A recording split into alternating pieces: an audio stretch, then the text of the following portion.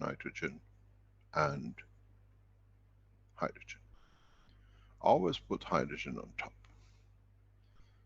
Start with the carbon, go to nitrogen, and then go to oxygen. If you look in the balance of the forces, field forces, you notice something very, very strange. Which this goes back to the picture which I drew just now. And then you understand the work of the gravity and magnetic field on the structure of the leaves and the plants, and what has become fallacy of photosynthesis. 12, 14, 16. 16, the strongest, tries to feed the carbon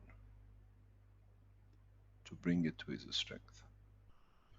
Carbon 12 is getting fed by the nitrogen to be brought into balance. Same time, you have an oxygen of 16 trying to feed nitrogen to bring it up to its own energy balance.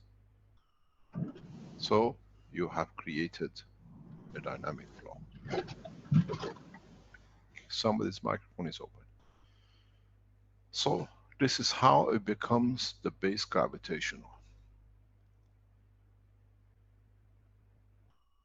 But at the same time, you have opposite base gravitational too.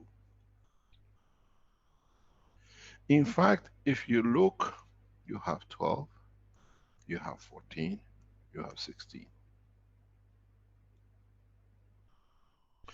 Two trying to feed,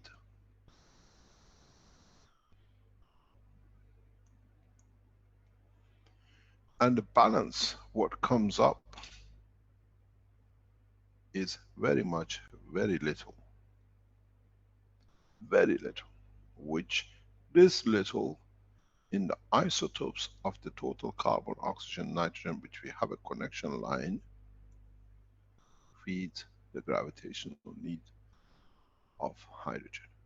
Which that, in turn, itself, as receiving of the equal strength of itself, it becomes the feeder, balancer to the others. And because this has a slightly more hydrogen, becomes the energy source. As we see, CH3, the sugar.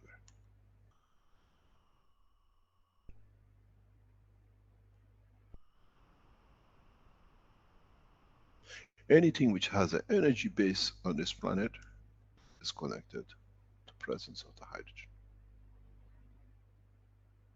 Now you understand this process, then you understand how the effect of gravitational magnetic field of the planet and the sun dictates and changes everything as they retract or they push in. This is the photosynthesis. This is what we understand, and that's how it works. If you take the pressure out, and this is one of the reasons every one of us, we go to the shop and buy fertilizer, nitrogen.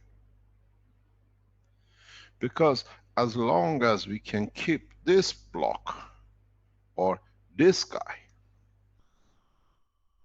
in control, these guys will do the work according to the structure of the pressures of gravitational magnetic field of the planet. So for the first time we understand the operation and the need of nitrogen in the plants. Is the balancer of it. When it's not enough of it, the two cannot operate properly. Then the gravitational field of the planet cannot interact correctly for them to grow.